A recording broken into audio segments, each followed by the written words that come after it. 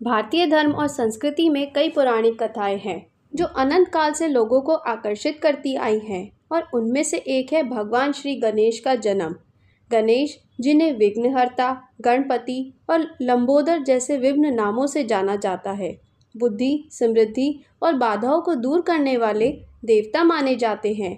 उनके जन्म की ये अद्भुत कथा हमें देवताओं के पारिवारिक जीवन, प्रेम, कर्तव्य और धर्म के विभिन्न पहलुओं की जानकारी देती है। कैलाश पर्वत पर माता पार्वती और भगवान शिव का दिव्य निवास है। शिव, जो सृष्टि के संहारक और योग के प्रतीक है, प्राय ध्यान में लीन रहते हैं। दूसरी ओर उनकी पत्नी देवी पार्वती हिमालय की पुत्री हैं, जो अत्यंत सौम्य, करुणामयी तथा प्रेम से परिपूर्ण है।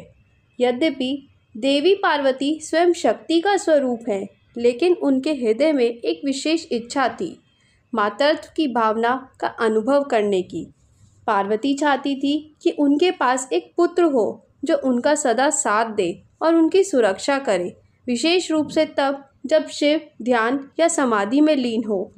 पार्वती का यह भावनात्मक आग्रह एक दिन उन्हें प्रेरित करता है कि वे अपने पुत्र का सृजन स्वयं करें।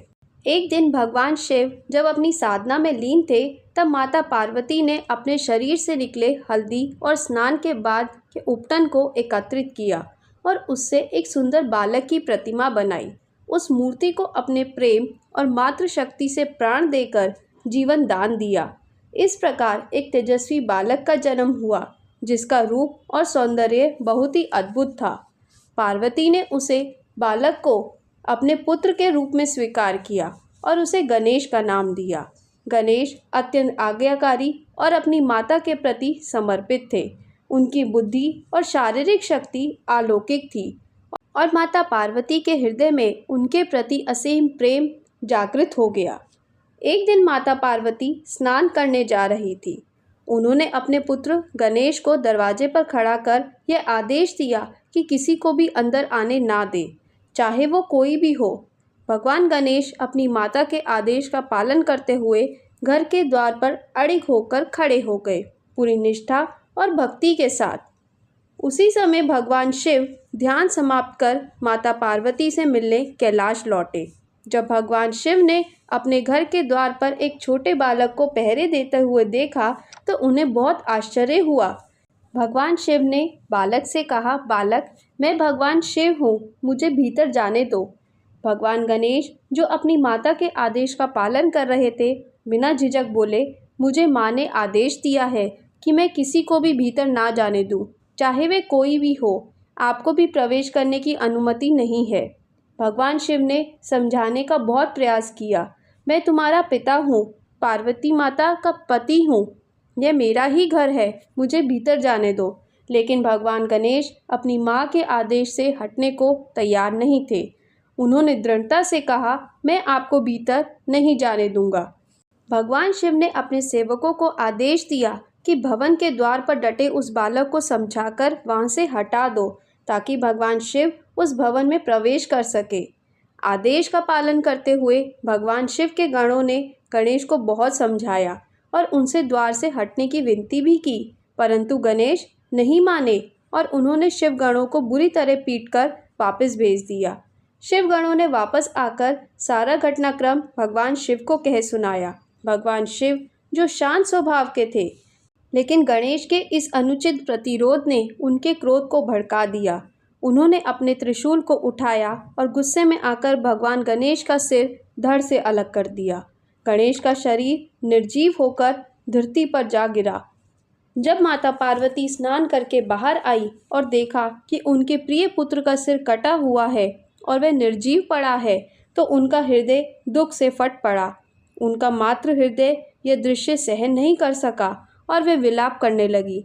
समस्त सृष्टि उनकी पीड़ा से थरथराने लगी, लेकिन उनका दुख जल्द ही प्रचंड क्रोध में बदल गया।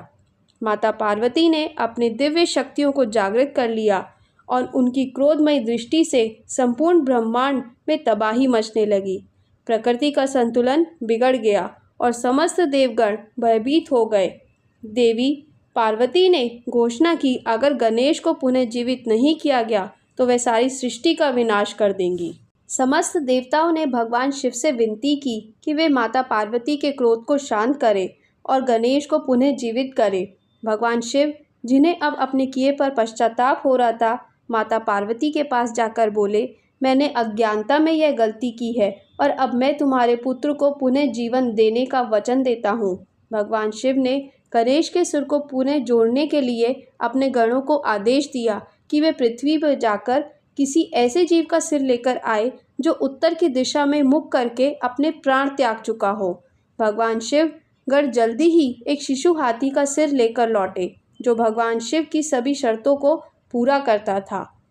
भगवान शिव ने उस हाथी के सिर को गणेश के सिर से जोड़ा और अपने दिव्य शक्तियों से उसे जीवन दान दिया। गणेश पुनः जीवित हो गए, लेकिन अब उनका सिर हाथी का था।